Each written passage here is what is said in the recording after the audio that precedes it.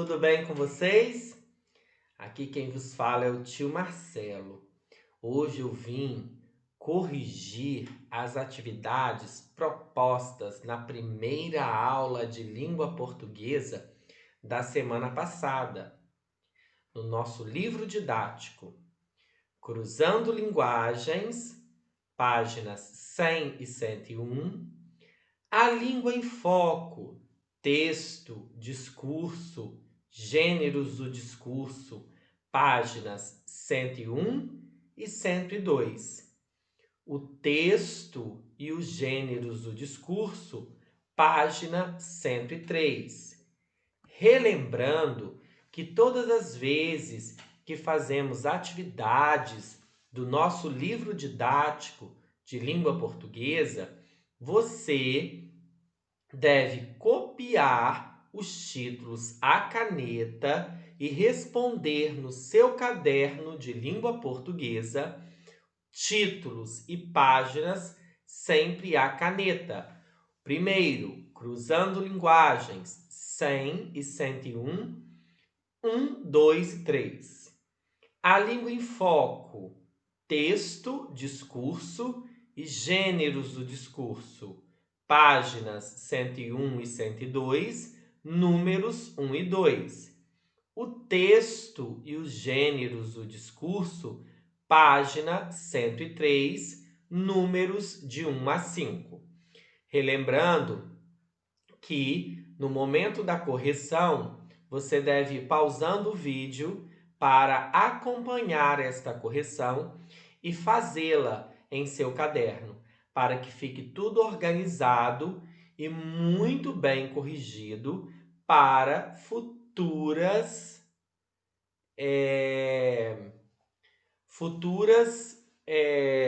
consultas ou estudos. Então vamos lá.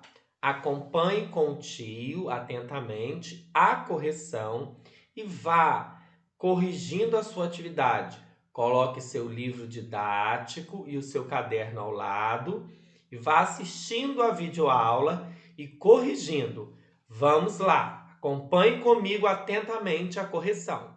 Olá, queridos alunos. Vamos para a correção do primeiro dia da nossa aula de português da semana passada, Cruzando Linguagens. Observe esta fotografia. Percebe-se que o menino está lendo um livro, deitado, acamado no hospital. É uma foto bem antiga, foi tirada em 1955, e a pessoa que está ao lado dele, sorrindo, é uma enfermeira, uma pessoa que cuida dos pacientes. Vamos lá. Na foto, vemos duas pessoas. Observe o local onde elas estão e as roupas que elas estão vestindo. Quem são elas? Uma enfermeira e um menino. B, onde estão? Em um quarto de hospital. C, levante hipóteses. O que o menino está fazendo nesse lugar e justifique. Sua resposta: está com a mão esquerda enfaixada, deve estar internado, ter feito uma cirurgia, está fazendo um tratamento. 2. Sobre as pernas da criança há um livro. Letra A. Que tipo de livro é esse? Justifique. Provavelmente parece um livro de histórias infantis, pois tem pouco texto e apresenta muitas ilustrações e desenhos. B. Levante hipóteses. Como se explica a presença do livro na cena? Provavelmente, a enfermeira deve ter levado para o menino este livro para ele se distrair. Letra C. O que a expressão facial do menino, da criança, sugere? Sugere que ele está feliz com a história, está se divertindo. Letra D. Acredita que o livro pode ajudar você?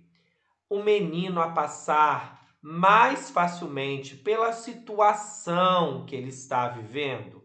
Por quê? É uma resposta pessoal, mas espera-se que sim, pois o livro vai ajudar o menino a se distrair e passar o tempo mais rápido e esquecer um pouco que ele está dentro de um hospital fazendo um tratamento. 3. Compare a foto com a história em quadrinhos de Ziraldo, da Nina, no início do capítulo. Letra A. Que semelhanças há entre os dois? Nina está com o pé quebrado e na foto o menino tem a mão enfaixada. As duas estão em situação de repouso na cama, recebem livros com histórias infantis, embora inicialmente parecesse que Nina não gostava de histórias. Tanto ela como o menino acabam se divertindo. Letra B. E a diferença dos dois? Da tirinha, da história em quadrinhos e dessa imagem? Nina está em casa, enquanto o menino está em um hospital. Nina recebe livros de outras crianças. Já o menino recebe o livro de uma enfermeira. Esta é a diferença. A língua em foco. Texto, discurso, gêneros do discurso. Outro título, a caneta. Temos uma anedota. Anedota é uma pequena piada, também de Ziraldo. O filho do alfaiate chega para o pai lá no fundo da loja e pergunta: o terno marrom encolhe depois de lavado? Por que você quer saber, filho? O freguês é que quer saber. Ele já experimentou?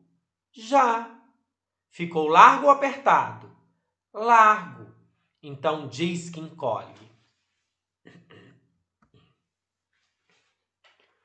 Número 1.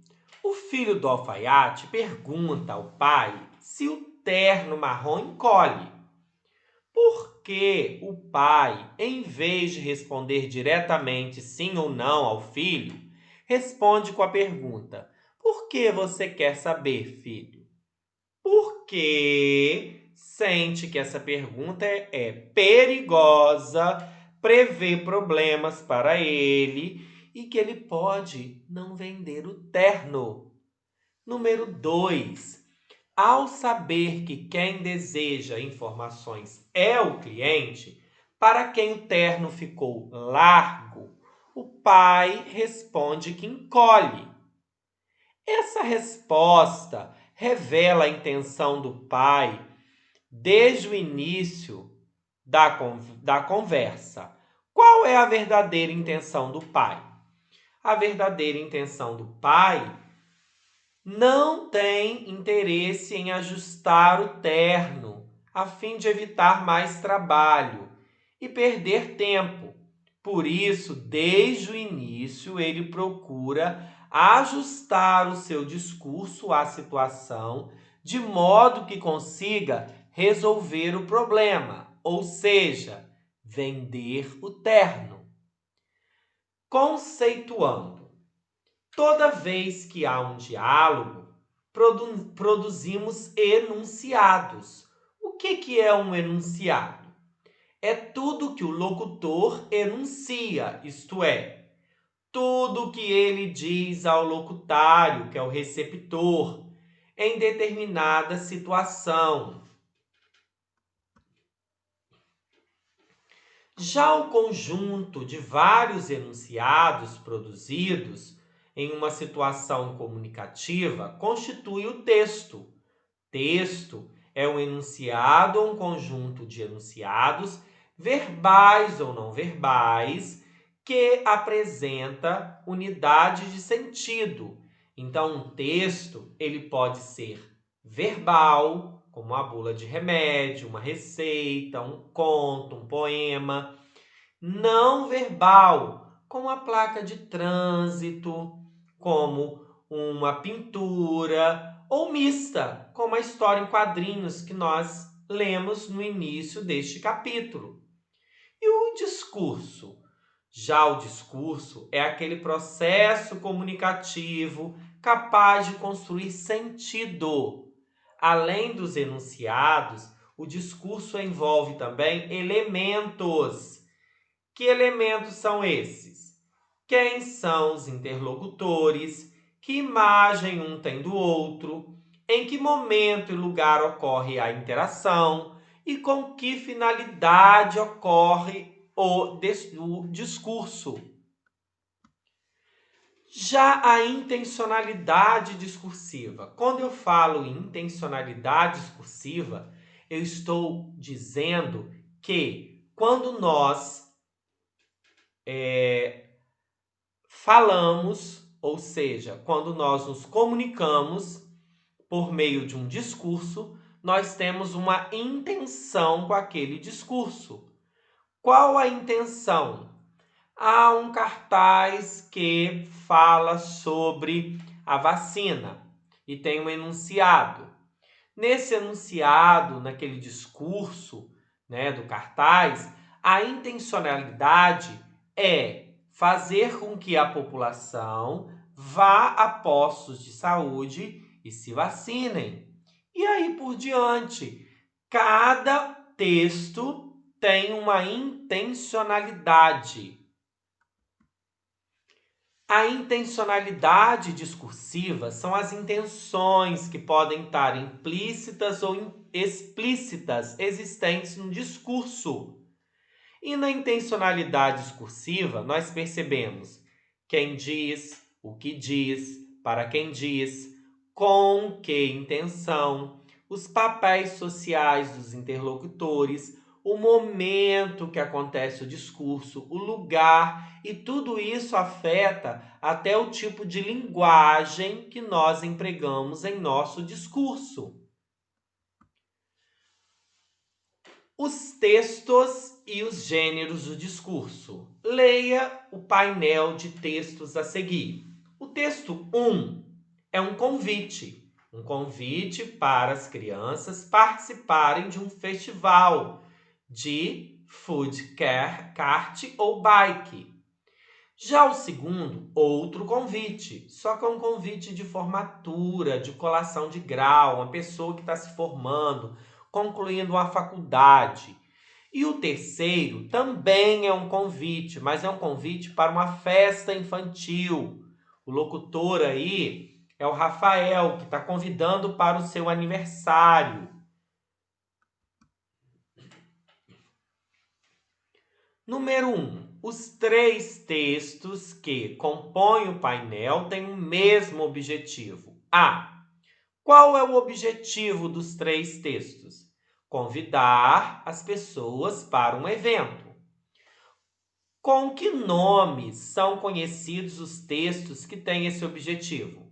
Convites. 2. Algumas informações estão presentes nos três textos. Quais são elas?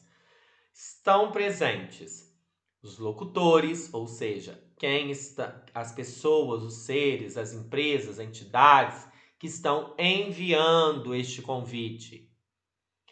O evento está sendo enunciado, tem o local, a data, o horário que acontecerá o evento. Então, são informações muito importantes em um convite.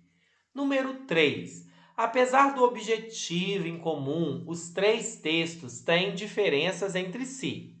Discuta com os colegas e o professor. Quais são as diferenças quanto ao tipo de evento que cada um se refere? Texto 1, um festival para crianças. Texto 2, uma festa de formatura. E o terceiro, uma festa de aniversário. Quanto à forma de circulação ou veiculação, onde será veiculado? O 1, por ser um cartaz ou um banner, será fixado em vários locais públicos, ruas, escolas, né, e outros lugares. Já o 2 foi impressa em uma gráfica, cartão maior, e é distribuído pessoalmente ou através do correio para pessoas conhecidas, para participarem, irem à formatura da pessoa. E o terceiro é um pequeno cartão enviado através de e-mail, em mãos, em redes sociais. Hoje em dia, nós utilizamos até o WhatsApp para mandar um convite de aniversário. C. Quanto aos locutores, a diferença. No 1, é uma instituição ou um estabelecimento de grande porte que vai promover aquele encontro de crianças, de bike.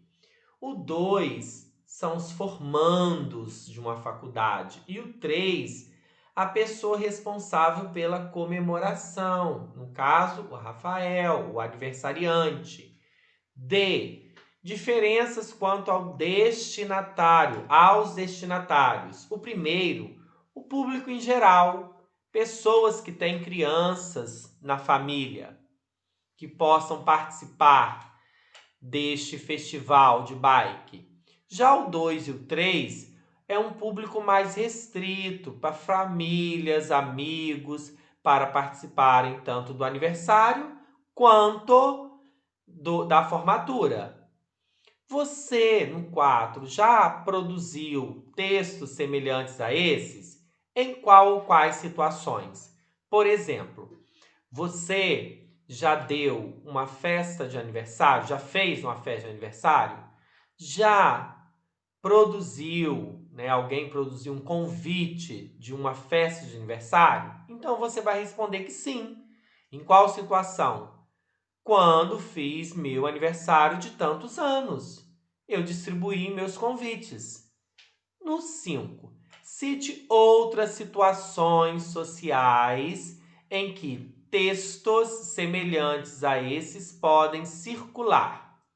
Festas de 15 anos, festas na escola, como a festa junina, festa dos pais, festa das mães. São os casos de convites, ou banner, ou então cartazes, shows, feiras culturais, reuniões, palestras. Todos esses, né, essas situações podem utilizar esse recurso de fazerem convites por meio, né, de panfletos, por meio de cartazes, de banners, ou então mesmo convites pequenos, né, como de aniversário ou de formatura.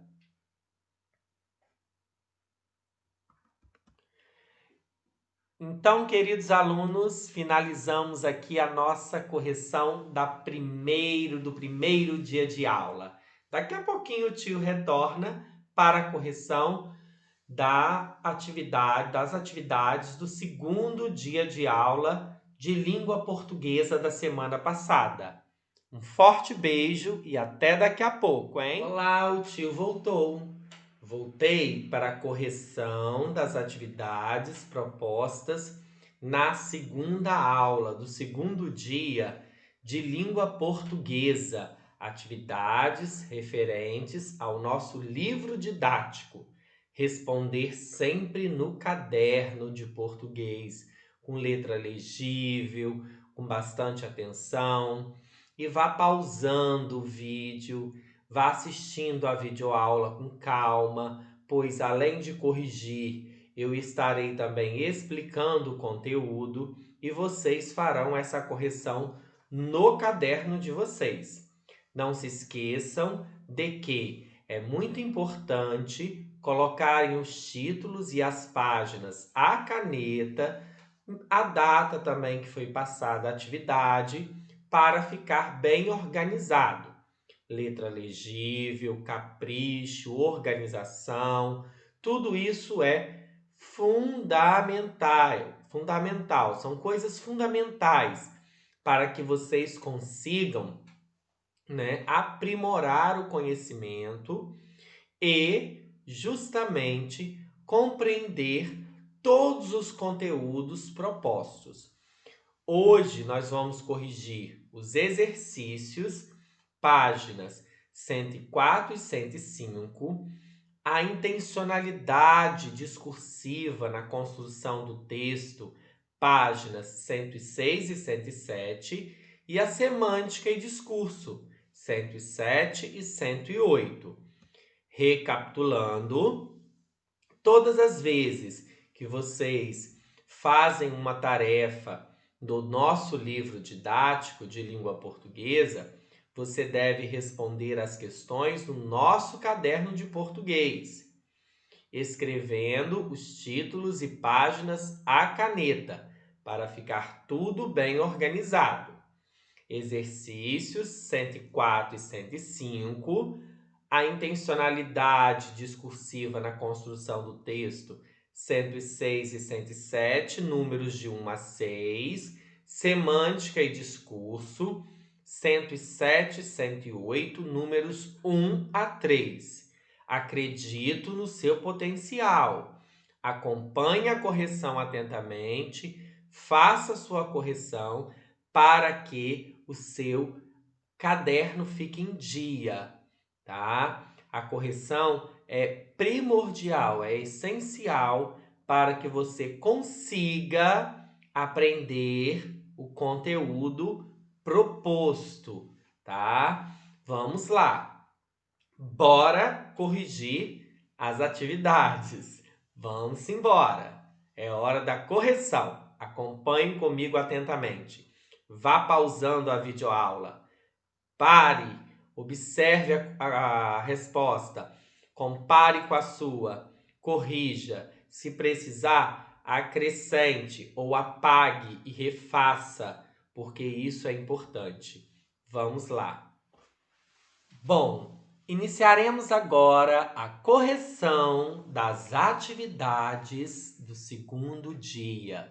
Hoje, nas atividades do segundo dia, nós vamos falar, além de discurso, gêneros do discurso, texto, tudo isso, nós vamos entrar em outra questão, as esferas de atividades.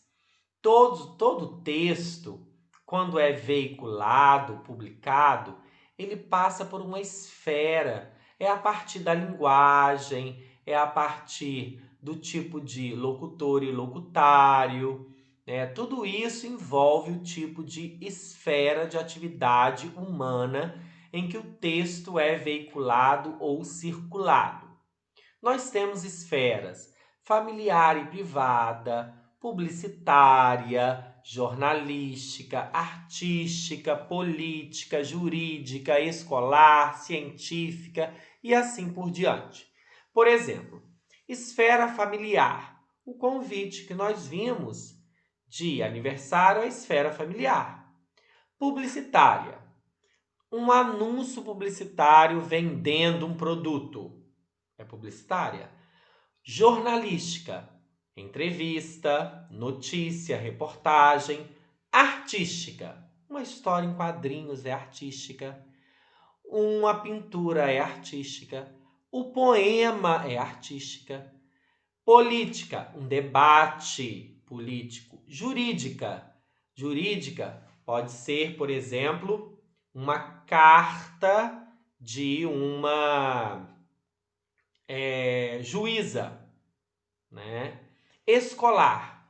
Nós temos vários textos que circulam no ambiente escolar, né? Bilhete, nós temos conto, crônicas, que também serve para ser artística, escolar, bilhete. Nós temos,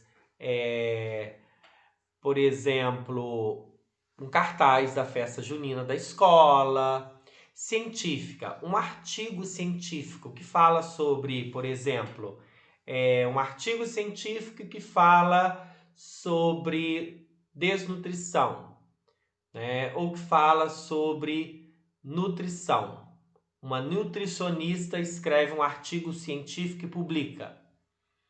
um artigo científico que está falando sobre o Covid. Então, para ser científica, é mais voltado para a área da ciência.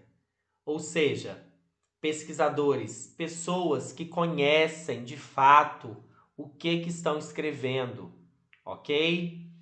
Alguns dados são obrigatoriamente comuns, como data, horário, local, as características, o estilo, o formato, a estrutura.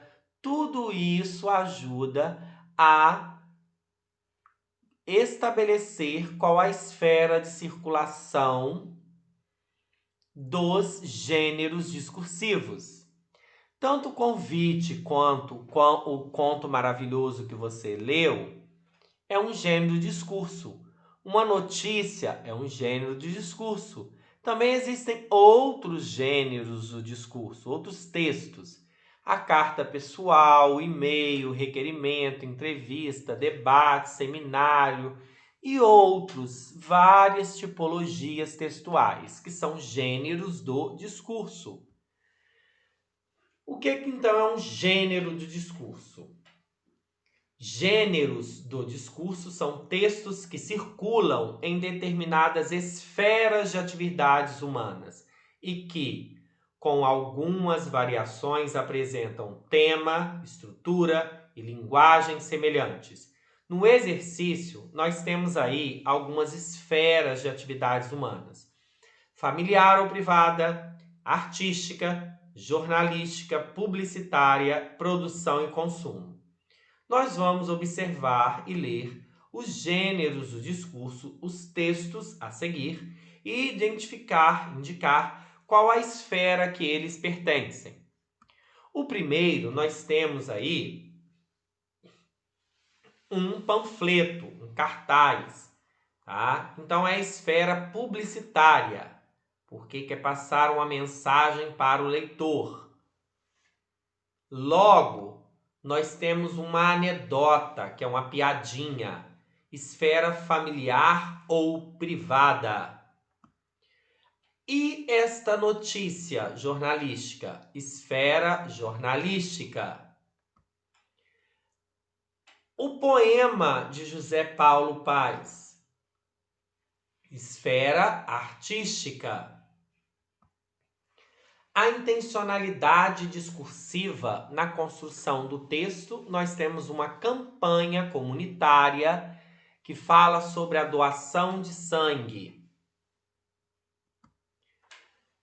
Número 1. Levando em conta os elementos da situação de produção de texto, responda. Letra A.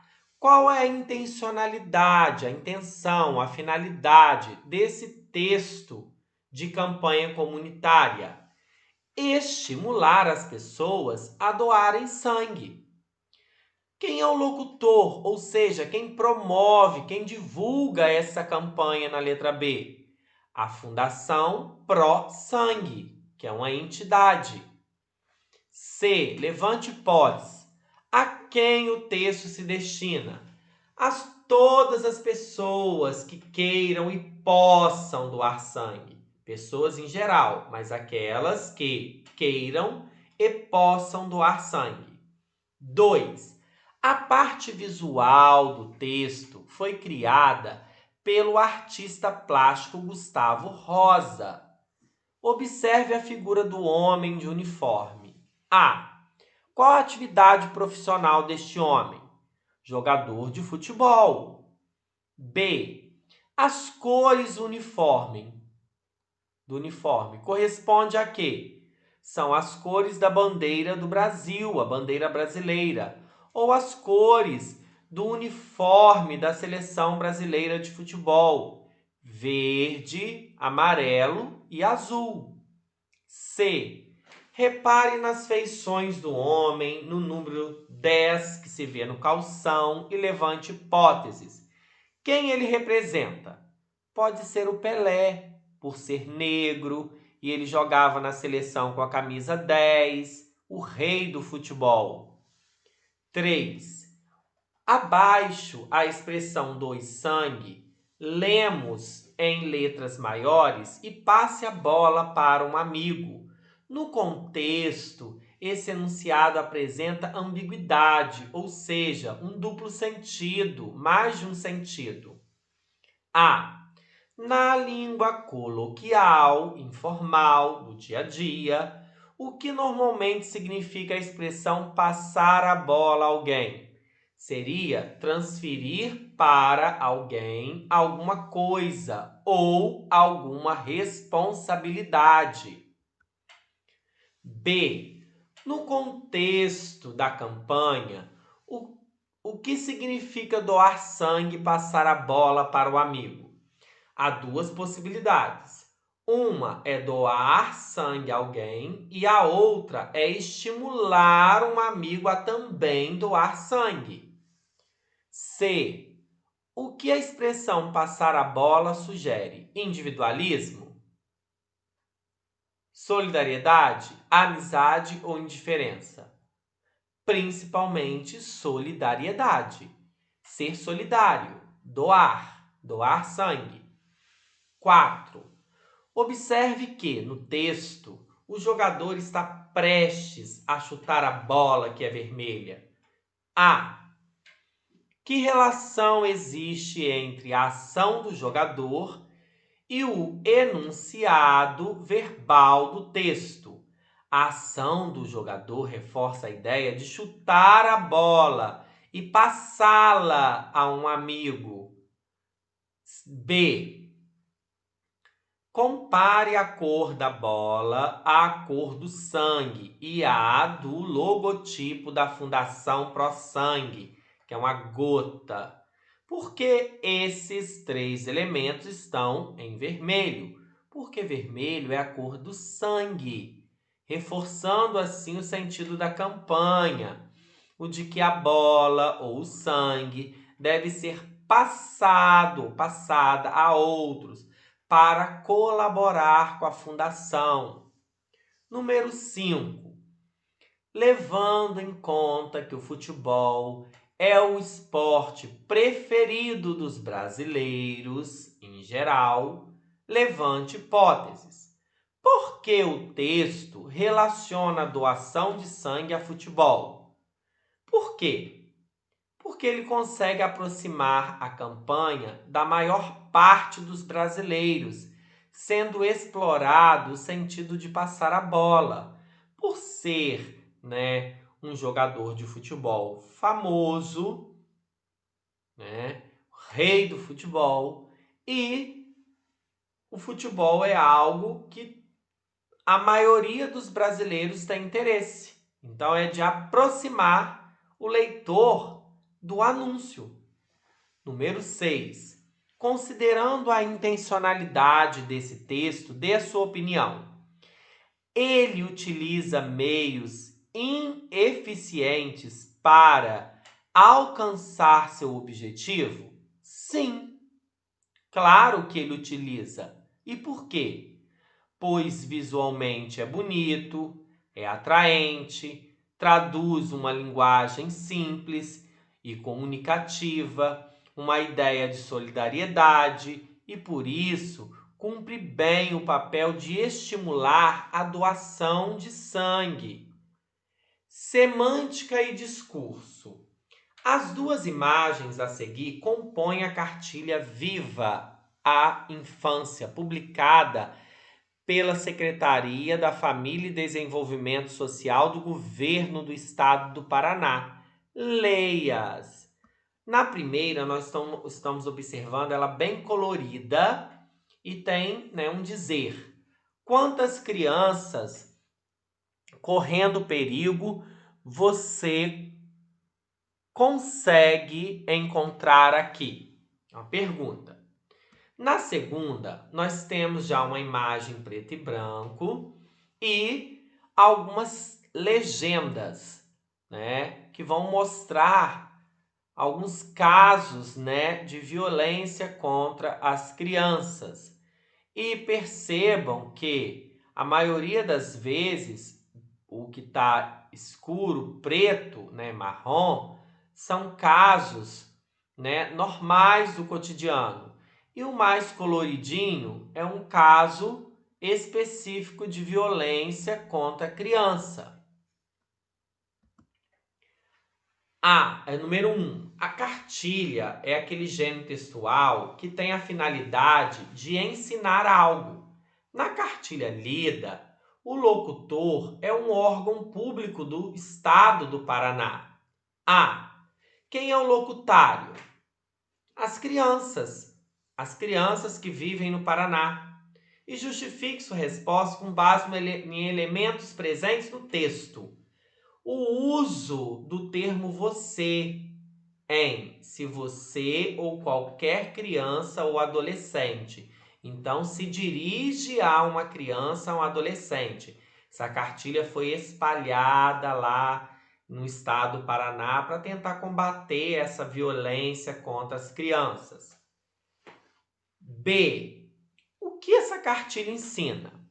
Ensina situações de violência que ocorrem com crianças e adolescentes com certa frequência e, apesar disso, são consideradas até normais. Número 2. A cartilha é construída por 2 partes ou páginas. Sobre a primeira página, responda. Letra A. Qual gênero textual ela faz lembrar? Ela faz lembrar os textos com brincadeiras de percepção visual. Aqueles textos, né, que tem várias coisas e você precisa encontrar algo ali. B. Olhando apenas a primeira página, é fácil responder à pergunta que se lê nela? Lógico que não.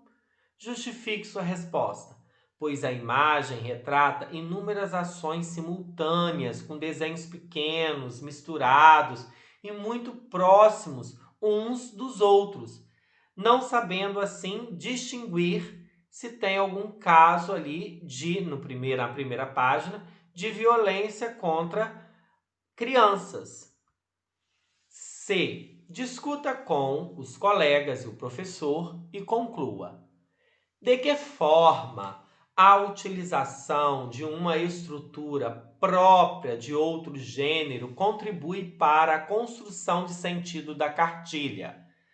A utilização da estrutura de textos com brincadeiras de percepção visual faz pensar que uma situação de violência contra a criança ou um adolescente pode estar acontecendo muito perto de nós e muitas vezes nós não percebemos. Assim, mostra que essas situações se tornam invisíveis no contexto. Você acha, na letra D, que o recurso de utilizar na imagem uma estrutura própria de outro gênero provoca impacto sobre o público que a cartilha tem em vista e por quê? Sim, provoca um impacto, tendo em vista de que a imagem aborda de forma lúdica. O que é algo lúdico? Entretenimento e envolve um assunto extremamente importante na sociedade. 3. Sobre a segunda página da cartilha, responda. Letra A. Qual é a diferença visual entre ela e a primeira página? A diferença visual está na cor. As situações retratam violência, né? As situações que retratam violência na segunda parte foram mantidas com cor, diferente das demais, que perderam as cores e foram acrescentados próximas delas textos também que as comentam. São aqueles quadradinhos com as legendas. B. O que os boxes, esses textos de legendas, das imagens destacadas em cor, procuram ensinar? Procuram ensinar o que deve ser entendido como violência e como proceder em cada caso, né, de violência, em cada possível situação de violência. Então, quer ensinar o que é violência e como você deve proceder em caso de atitudes de violência contra crianças. Então, queridos alunos, finalizamos aqui a correção de todas as atividades de português da semana passada. Corrijam, façam a correção, pensem direitinho, que se você fizer a correção, você vai estar em dia com todo o seu material escolar, com todas as suas atividades. Bons estudos, fiquem com Deus, um forte abraço, beijos do tio Marcelo e nos encontraremos ao vivo no Meet, porque eu vou fazer uma revisão geral dos conteúdos para a nossa avaliação, a nossa atividade avaliativa de língua portuguesa, a AV2 do primeiro período letivo, ok? Beijos e até a próxima aula!